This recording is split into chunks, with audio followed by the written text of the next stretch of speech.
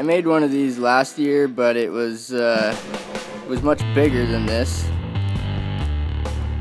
and that can be good and bad, I guess. But this one here is much more compact, and it has a smaller gap in between the two pipes. They're not touching each other. There's plastic zip ties wrapped around this inner one here to keep them separated, so they don't have any conductivity in between the two. And they're both stainless steel. And the one I made last year was way bigger than this, but the problem with that was it had big gaps in between the pipes. Like, the pipes had 3 pipes, different size, and there was huge gaps in between them. So these here are much closer together. And I did a little experiment here today.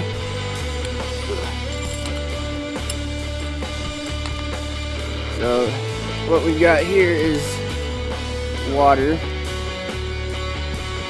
4 liters of water with 4 tablespoons of baking soda for electrolyte. And I was just testing this here, so I dropped it down in there because it has to be submerged. It's supposed to be submerged like most of the way, or all the way. But this is good enough for me to test it because it goes way down to here, and it's water up to there, water and electrolyte. So when you put the power to it, I want to make sure these two don't touch each other because they're positive and negative.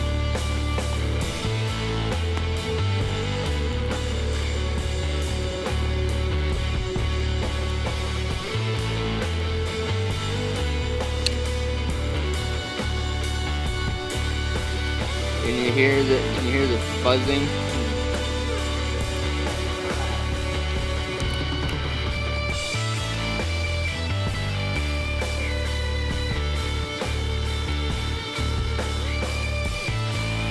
You can see those two aren't touching each other, which is good.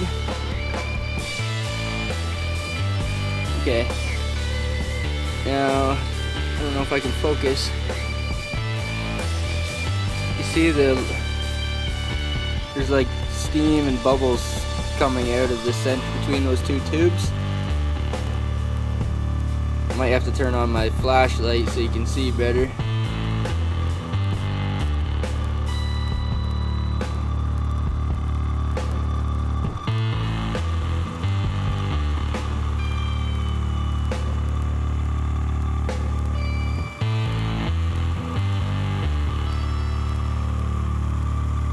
See that?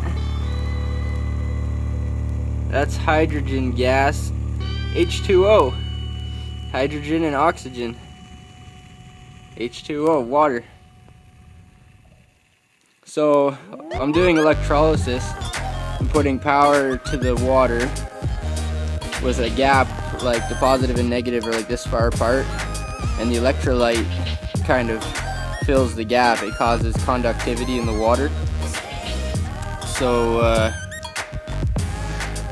when you do electrolysis, and when you have conductivity within the water or electrolyte, it separates them down to their base, to H2O, which is what water is, hydrogen and oxygen.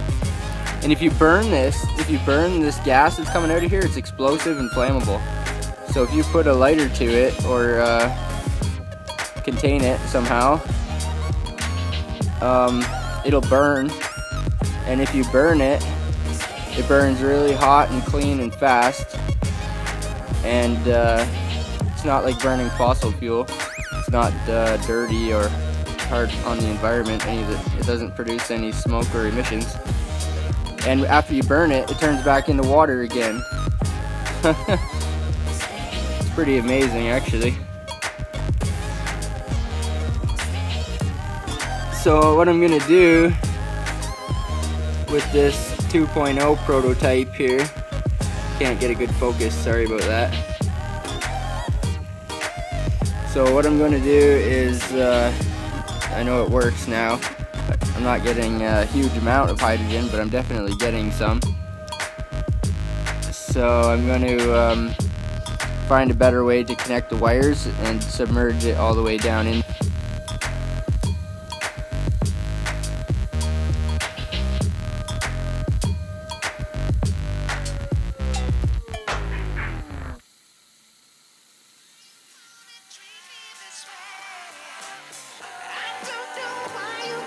That's all hydrogen, all those small bubbles, hydrogen. And over here should be oxygen.